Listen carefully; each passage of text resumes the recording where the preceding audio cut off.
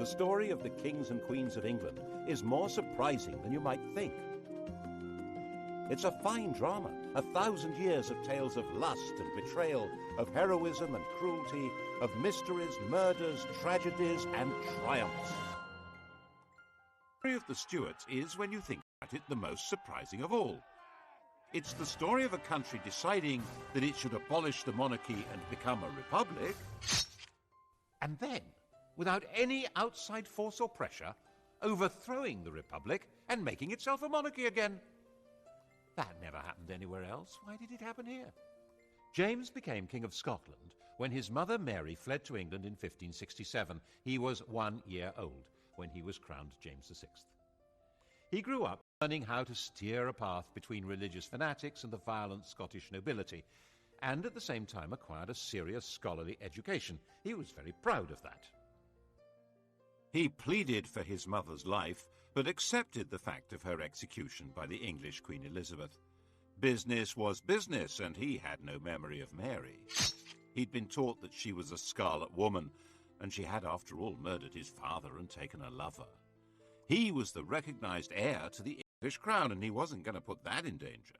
And so in 1603, when Elizabeth the Virgin Queen eventually died, the oldest monarch England had ever had, he came from Edinburgh to London for his coronation.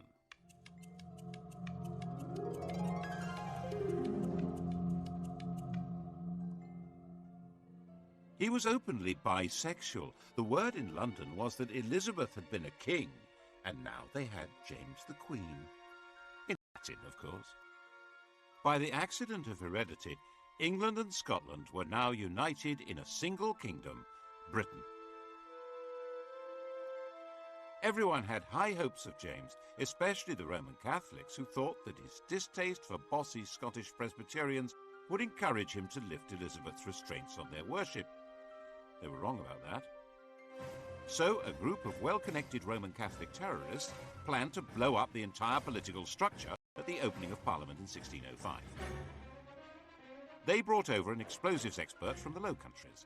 He organised placing 2.5 tons of gunpowder in a cellar under the Palace of Westminster.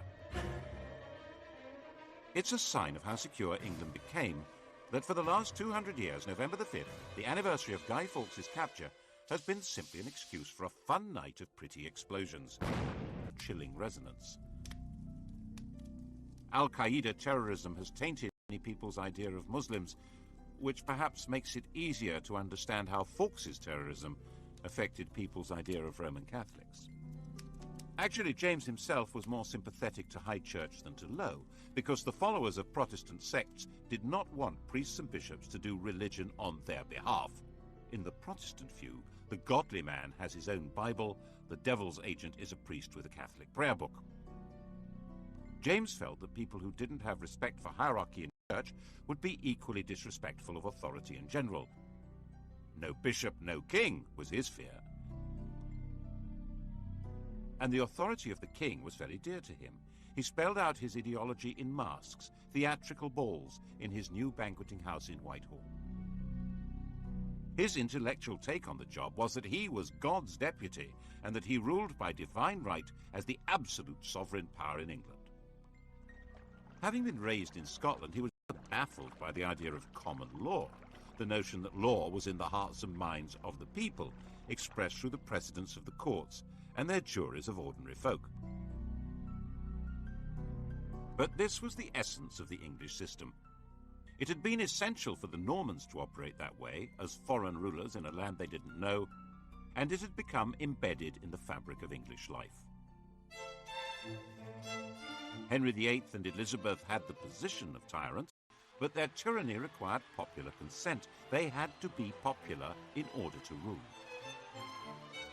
James wasn't good at being popular. He was head of a court, a place of factions and favourites, and was grand in a very private way. One example of his sense of power and duty was in his treatment of tobacco. It had been introduced from America by Walter Raleigh, and Elizabeth had felt rather alarmed by it. It made her feel ill. She bet Raleigh that he couldn't weigh the smoke that came out of a pipe. Raleigh knew how to perform. He weighed an ounce of tobacco, smoked it, weighed the ash, and the missing weight was the smoke. Elizabeth laughed and paid up, saying she'd seen men turn their gold into smoke, but this was the first time she'd seen smoke turn to gold. James's whole approach was different. He disliked smoking and felt it was his duty to protect his subjects. But he was a rational man, a teacher, so he wrote a pamphlet, Counterblast to Tobacco, explaining that it was loathsome to the eye, hateful to the nose, harmful to the brain, dangerous to the lungs, and in the black, stinking fume thereof. He wanted to persuade people by the force of his argument, so he published it anonymously. Of course, no one took any notice. So, as the wise and kindly father of his people, he banned the growing of tobacco in England and increased the customs duty on tobacco by 4,100%. And reissued the pamphlet with his name on it. His whole approach was based on rational thought, not an English habit, and what he saw as the absolute authority of a king, also rather foreign to them. And his authority was not backed by any army, and his income was too small to run both the court and the government. The regular royal income came from rents on lands, feudal dues, and customs duties. But the flood of gold and silver coming to Europe from the New World had created inflation, reducing the real value of that income. Medieval government was designed for rather static farming economies and vast estates.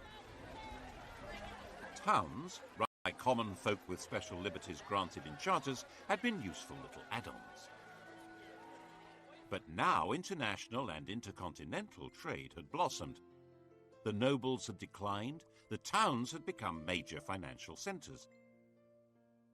Inflation, the growth of Protestantism, a lack of respect for traditional authority, the emergence of assertive members of Parliament, none of this was restricted to England. But in England it had a slightly different flavour. Everywhere else the ruler made the law, he was the law, but not in England. Kingship existed under the law. James simply didn't understand this. He was certain that the job of king meant being above the law. And being James, he not only understood this was the problem, but said so, as a matter of principle. And when the Lord Chief Justice disagreed, the Lord Chief Justice got the sack. James was, people said, the wisest fool in Christendom. He needed to raise taxes, but taxation was always regarded as a special event. Taxes might be levied if there was an emergency need for cash, but the law said that this could not be done without the agreement of Parliament, which gave the Commons the chance to present demands to him. They expected what was called redress of grievances before granting him supplies, and these were exactly the kind of people who tended to be Puritans, low church, with no real sense of proper deference to people better born than themselves. So he avoided that as much as possible. His way of life didn't help either. His diversions were hunting, an obsession, and took up with a pretty young Scot who'd been his page. Robert Carr was given the estate of the executed Walter Raleigh and quickly became a viscount and a privy councillor. When Carr decided to wed the married 17-year-old Countess of Essex, who hated her husband, James helped to sort out the divorce. The Countess's family, the Howards, detested Carr but realised this was the best way to get into favour at court. Carr's close friend, Sir Thomas Overbury, tried to warn him off that filthy, base woman, which annoyed the Countess. So the sweet young couple poisoned Sir Thomas, which opened the door eventually to the Howards' enemies, who exposed the murder plot to James, while providing him with another very beautiful young man, George Villiers, to take Carr's place. Carr and his wife were sentenced to death, and Villiers, whose legs were wonderful, became the Duke of Buckingham, and the murderous couple were pardoned. James wasn't exactly a Puritan's role model. By the time King James died, aged 58, in 1625, the king and the Puritans were set on course for a direct collision, and his son Charles wasn't going to change direction. The new king was 25 years old, gauche with a nervous stammer, but deeply conscious of his place as God's anointed ruler of Britain, the new father figure, and he played the part of absolute ruler as well as he possibly could.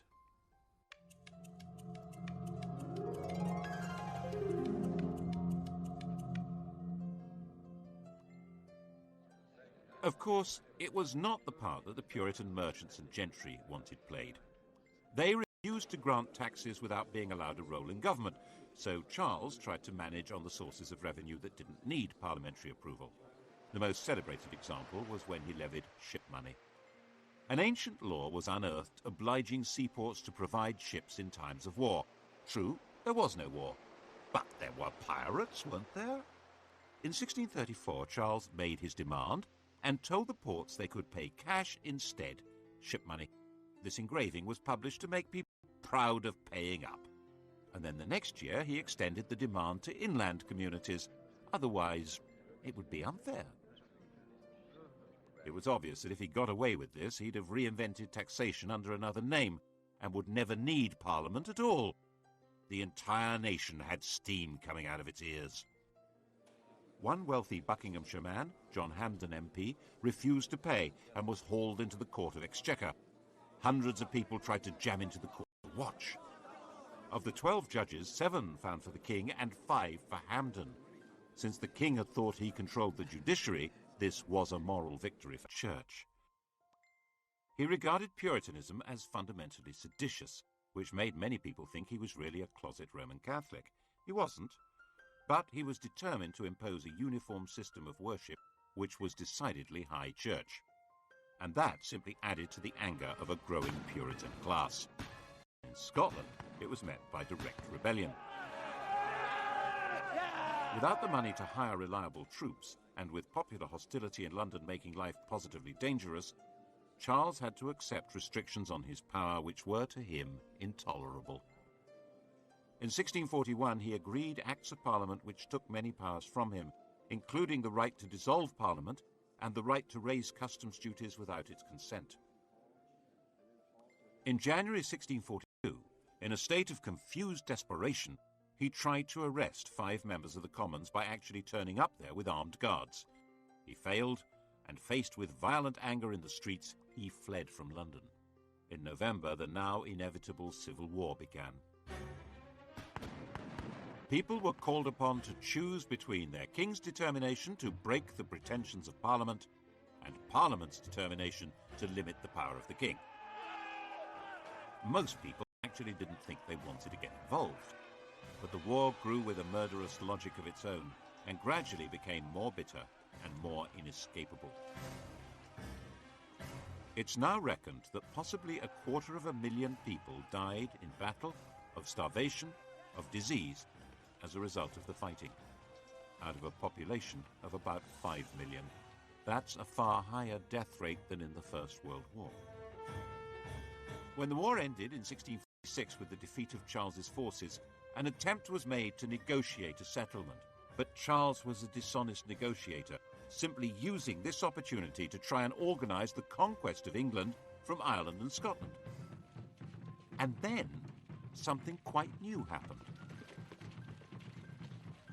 In the brief and decisive Second War, the Parliamentary Army developed a revolutionary will of its own. When Charles was recaptured in 1647, Parliament tried to disband its forces, but General Fairfax and his men proclaimed that they were not a mere mercenary army and flatly refused to go home. Their job wasn't finished. The revolution had to be completed.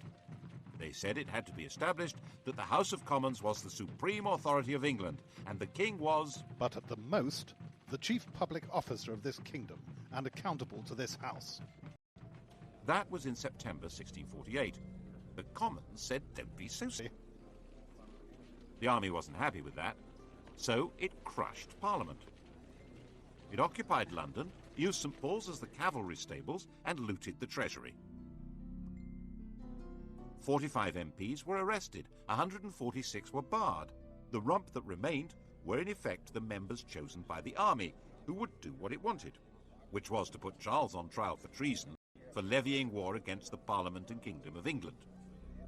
The rump Parliament, as people called it, resolved that they could make laws without the consent of the king or of the House of Lords, and then passed a law setting up a court to try the king. Charles said that he didn't recognize the court, as someone needed to explain to him what authority it possessed. On the 27th of January 1649, this court condemned him to death. Charles was taken to the banqueting house, that theatrical set built by his father for dramatic presentations in which the scripts were all about the glory of royal power. It was no longer used for those masks. Charles had commissioned Rubens to make paintings for the ceilings, and they were too precious to be damaged by candle smoke. The ideology of the performances had now been put on permanent display by Rubens. The paintings celebrated James's absolute rule, casting out war and discord, bringing peace, harmony, order, and prosperity to a grateful people. Charles, the small, dignified, stuttering man who'd commissioned the work and presided over the reality that flowed from it, was marched out through a window onto a specially constructed platform. He wore a thick vest so that he would not shiver with cold, which might be mistaken for terror. And on that stage he knelt with calm dignity, and his head was cut off. Britain no longer had a king.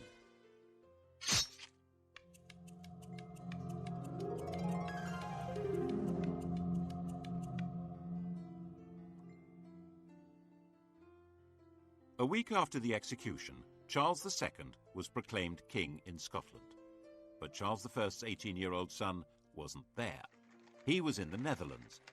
He'd fled to France with a group of supporters 4 years earlier, and his one brief attempt to provide military help to his father in the Second Civil War had been a failure.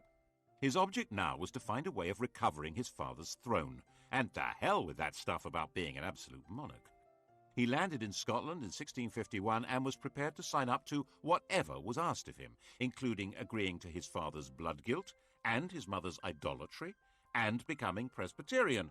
If that's what it took to be proclaimed king, do it. The new English Republic wasn't going to stand for this. Were finally defeated at Worcester. If he'd been caught, he would probably have been killed. The story of his escape, disguised as a Worcestershire yokel, became a famous legend. At one point, he spent all day hiding with a companion in an oak tree while the Roundheads searched for him below. It became a celebrated story in a way that didn't bode well for the Republic. Charles looked dashing and daring, while the Roundheads looked ridiculous, incompetent, and heavy-handed. Throughout his 6 weeks' flight, he remained cheery, polite, and very resourceful, ending up in the George Inn at Brighton. It's interesting that none of the 3 or 4 dozen people who recognized him were moved to betray him, either by the potential death penalty they faced or the £1,000 reward they could collect.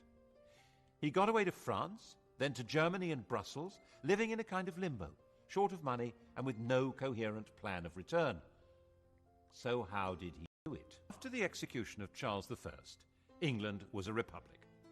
Look at what happened to the design of the Great Seal, the official mark on statutes and proclamations. Here's Charles's seal, the seal of a king.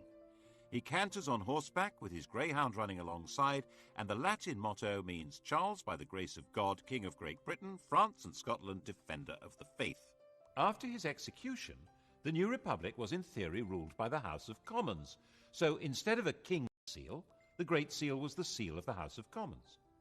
It shows the Commonwealth, a map of Britain. And on the other side are the Commons themselves. And the motto simply says, 1651, in the 3rd year of freedom by God's blessing restored. In English. Didn't last, though, because the real power wasn't the House of Commons. It was the army. For a while, the army was too busy to take much notice of England. It was occupied with the destruction of Ireland, where a large part of the population were irredeemably loyal to Catholicism and the monarchy. But when it finally turned round and looked at England, it found that there still hadn't been a thoroughgoing Puritan revolution. So, in 1653, Cromwell, the army's most powerful general, cleared the Commons at sword point and installed a new parliament, which he thought would be more capable of bringing about a revolutionary transformation of society. His own Chamber of Righteous Puritans, the so-called nominated parliament, turned out to be no more to his liking, and he dismissed that too, installing himself as the Lord Protector. And the Great Seal was now his own. It shows Oliver Cromwell on horseback, just like Charles, but stepping out very stately rather than cantering with a greyhound. And the Protector Oliver. In Latin. In what sense was this a republic? However unwillingly, and he kept protesting his unwillingness, Cromwell was driven by his own belief in the divine right of revolution to run the country as a militarized kingdom for Puritan saints. There were now 11 districts, each run not by the people, but by major generals. These military ayatollahs collected taxes, ran the courts, and controlled public morality. Theatres were closed, along with brothels and gambling dens. Horse racing and cockfights were banned. Everyone had to go to church, stay sober, and morally upright. Pagan festivities, like Christmas, were banned. Mince pies were forbidden. Oh, it must have been great. In 1656, a newly elected Parliament made it clear they wanted to return to the old constitution. They reopened the House of Lords and offered Cromwell the title of king. He seriously considered it. And although he turned it down, perhaps because the army would have turned against him, 2 years later, on his deathbed, he nominated his eldest surviving son as his successor, like any other king. Very few people cheered Lord Protector Richard Cromwell. Who was he? Not crowned, not acclaimed, not the leader of an army. People called him Tumble-Down Dick, and that's pretty much what happened. Early in 1660, one of his father's commanders, General Monk, seized London and summoned a special parliament to invite Charles II to return to the throne. If you're going to have a king, it might as well be one with the right credentials. Tumble-Down Dick became a private citizen. He changed his name and became a lodger in Cheshire. 30 years later, he wrote to his daughter that his safety was to be retired, quiet, and silent. He would have made a good constitutional monarch. But while the English may not have been quite sure what they did want, they now knew exactly what they didn't want. Anything run by soldiers or Puritans. No matter what else would happen in the world, England would never again let a military man have any political power. And a deep and abiding suspicion had been created of anyone who looks like a revolutionary or a religious enthusiast. Actually, this explains a lot of English history. Most countries were at some time in the last 300 years infected by revolutionary fervour or ideological passion. But England, it seems, has been vaccinated. It's been pretty much immune to political feverishness. Still is, I think.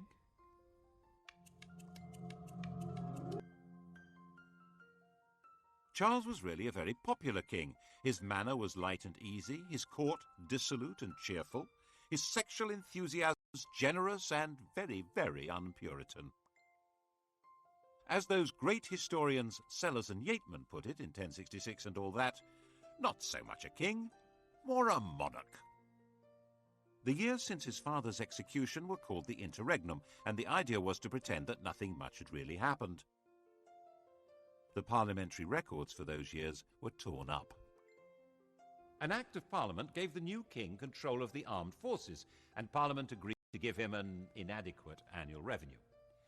10 of the people who'd been involved in the execution and trial of Charles I were themselves put on trial, and then hanged, drawn, and quartered. Cromwell and 3 other military commanders of the parliamentary army were also put on trial. They didn't put up a very convincing defence, being dead. Their bodies were dug up and hung in chains at Tyburn. It was all good popular entertainment, and theatres reopened and maypoles were back in business. Merry England had been restored. Charles had given a written promise of pardons, arrears of army pay, and what was called liberty of tender consciences in religious matters.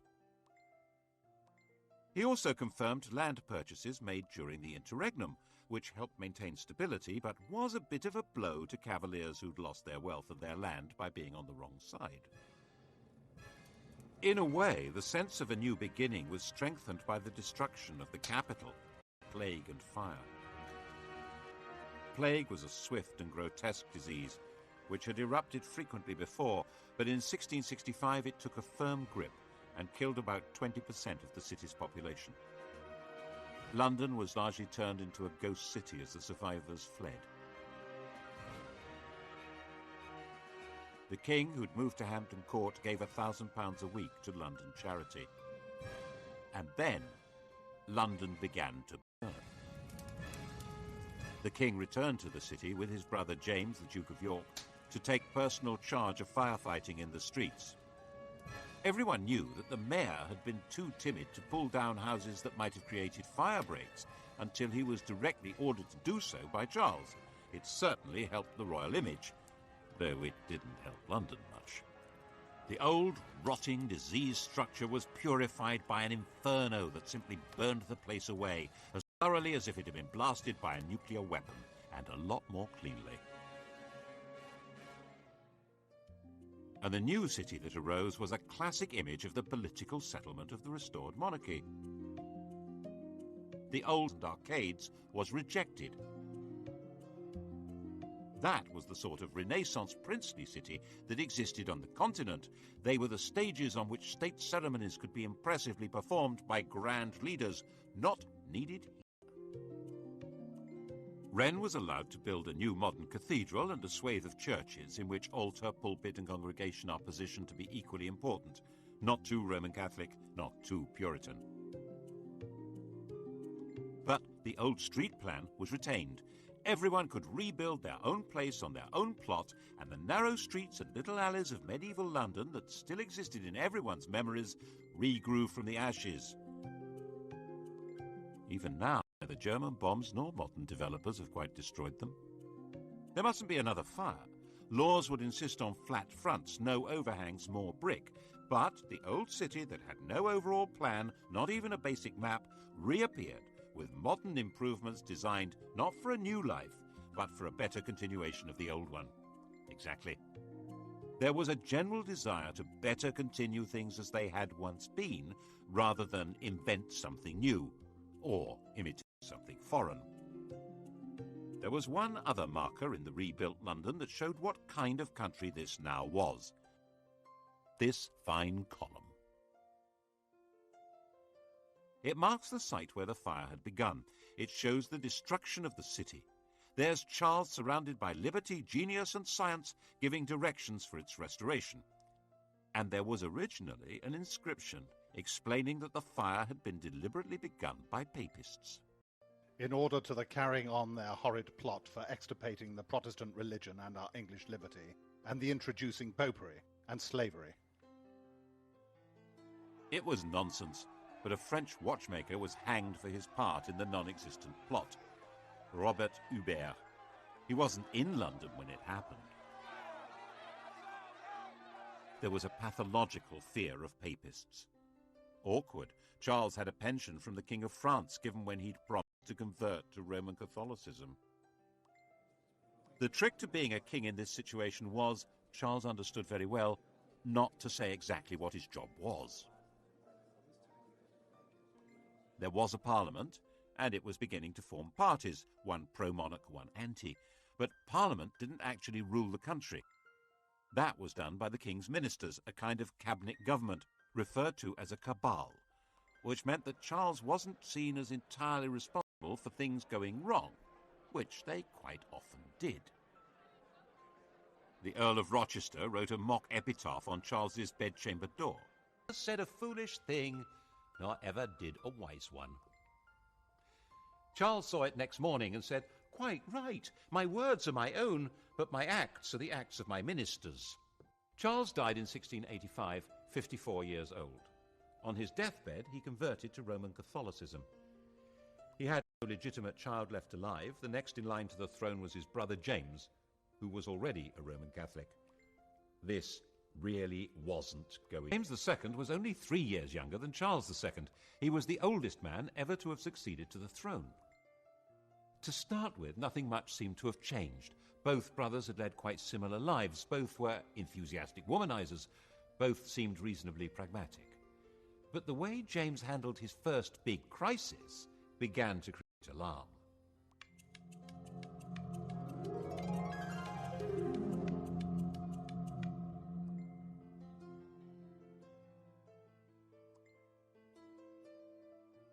The restoration of the monarchy had obviously not been welcomed by everyone.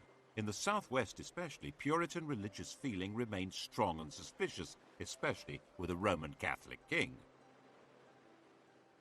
Charles II had an illegitimate son, the Duke of Monmouth, who was a Protestant. Rumours began to spread that he was actually legitimate, the true heir to the throne. Monmouth came over from the Low Countries and began a rising in the southwest, where he was proclaimed King Monmouth. The rebellion was crushed. James, determined to make an example of the rebels, ordered the arrest and punishment of everyone involved. At each centre, Dorchester, Taunton, Exeter, Bristol, Wells, people were rounded up. A special court known as the Bloody Assize, punishing not just rebels, but anyone who was accused of even helping the wounded.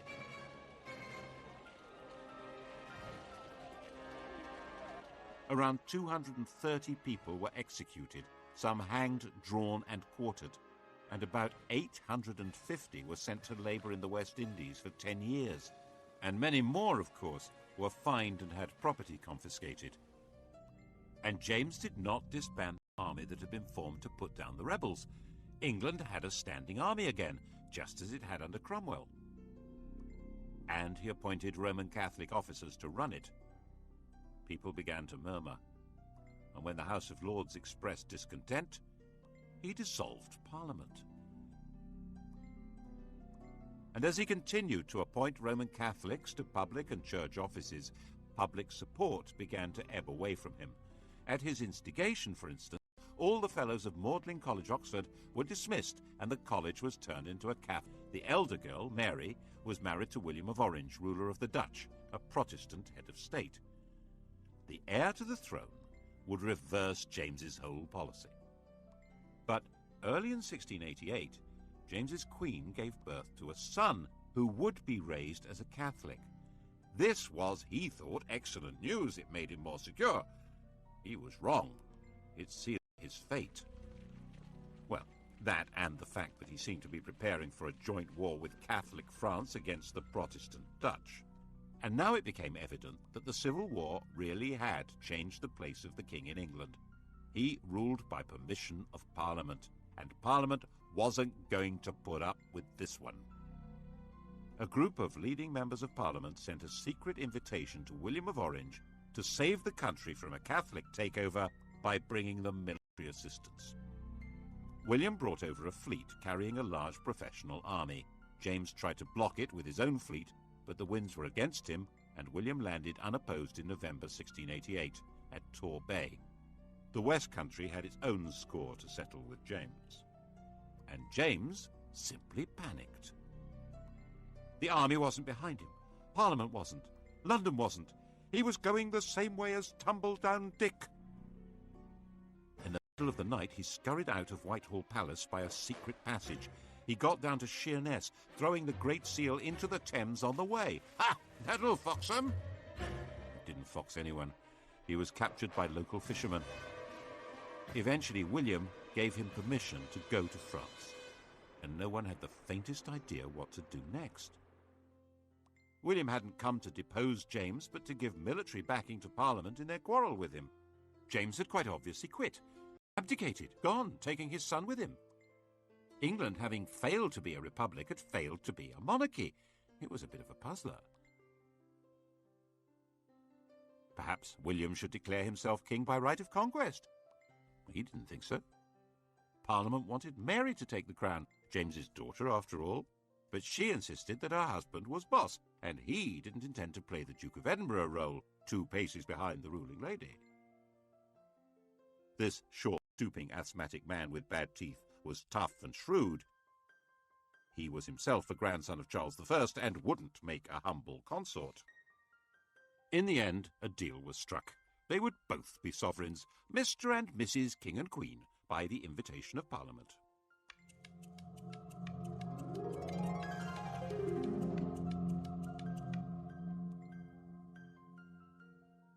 And they had to sign up to some basic rules. No standing royal power to lay down the law. The king and queen couldn't appoint or punish judges. They couldn't make war without Parliament's consent, and Parliament would decide who could have the crown. And it wouldn't be a Roman Catholic. All the questions posed by the Civil War were finally answered, and it was called the Glorious Revolution, because in the end, the whole basis of royal power was redefined without anyone being killed at all. Except in Ireland, of course. James, with French backing, decided to make a comeback through Ireland. It was, after all, one part of Britain where a Catholic king could expect some enthusiasm. Protestant settlers had been brought into Ulster, and they held Londonderry and Enniskillen against the Catholic regiments. Eventually, in 1690, there was a showdown between William's Anglo-Dutch-Danish army and James's Franco-Irish one at the River Boyne. James was beaten in a battle which has cast a grotesquely long shadow over Ulster. The annual celebration there of the Protestant victory has never lost its 17th century passion. The irony is that this was not a religious war at all. It was a war to contain the ambitions of France, and the Pope was actually firmly on the side of William of Orange. The Vatican was more anti-French than it was anti-Protestant. The Orange men at the Battle of the Boyne were actually fighting for the Pope as well as King Billy. And Billy, of course, was not exactly English. His native tongue was Dutch. William, a serious man, ended up spending much of his time on the continent, so in effect Mary did become the sovereign of England. But at the end of 1694, she died of smallpox.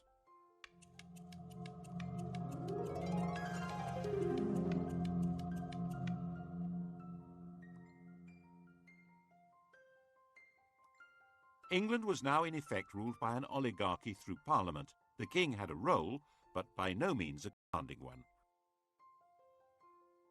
Part of that role, as he saw it, was to push forward religious tolerance in a fundamentally intolerant. Tolerance does have its limits. At his death in 1702, the question of the succession had already been agreed and settled. The crown passed to Mary's sister Anne.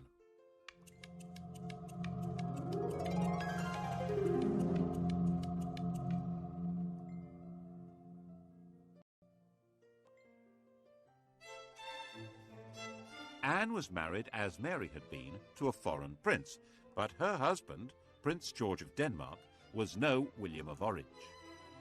He was a lazy alcoholic, and while Anne was willing to let him be naturalized as an Englishman and notional head of the army and navy, she was queen and he was a subject. No marriage was very keen on the ceremonial and quasi-magical position of royalty, holding ceremonies where she touched people with scrofula, swollen neck glands from tuberculosis. It was called the king's evil, and the power to cure it was supposedly the magical sign of true royalty. She was the last monarch to try it. Kings had male favourites, Anne had female favourites. The first and closest was Sarah Churchill, the wife of the Duke of Marlborough. They called each other by pet names. The Queen was Mrs. Freeman, Sarah was Mrs. Morley. Mrs. Morley's husband was England's leading military commander and the architect of a stunning victory at the Battle of Blenheim that placed England in a dominant position in Europe. But England's Queen did not decide who to fight or when to fight or how to fight. Politics was no longer really her business. Even when in 1707 England and Scotland were formally and permanently united by the Act of Union, it was not Anne's doing, but Parliament's. Anne did, it was true, refuse to sign one Act of Parliament at around that time, but it was a very minor technical issue, not a real challenge to the power of the politicians. Her life was spent more playing cards, chatting, being ill, and having 19 pregnancies. These pregnancies were watched with fascination by an elderly lady in Hanover, Sophia, the Electress Duchess of Brunswick-Lüneburg. She was James I's granddaughter, and because there were so few Protestants of the blood royal left alive, she was, by Act of Parliament, next in line to the throne, if Anne died childless, and if she lived long enough. One by one, Anne's pregnancies came and went. 14 miscarriages and stillbirths. 5 live births, but by the time Anne was widowed in 1708, all of them were dead. Sophia, aged 78, now just had to outlive the 43-year-old Anne to become Queen of England. Anne was a sick woman. Sophia was tough as an old boot. She knew she could do it. But in 1714, Sophia received an outrageous letter from Anne. Anne had somehow got the impression that Sophia was going to secretly send her son George to England in some kind of plot, and she told Sophia that would not be allowed. Sophia, now 84, was shocked, and the shock killed her, just 9 weeks before Queen Anne died. Sophia had failed, but her son George would now be king. In theory, a very weak constitutional monarch, but that hardly explains why 65 years later Englishmen launched a new war against royal tyranny and thousands were killed. England's royalty hadn't exactly packed up and disappeared, but the story of what they had done will have to wait for the next episode. Lust and madness loom large in the colourful reigns of the Georgians tonight at 10 o'clock. And to do a quick historical quiz about the Stuarts, Sky Digital View, press red. Hardware coming up on UK TV history, the Hawker Hurricane and the aircraft carrier, decisive weapons.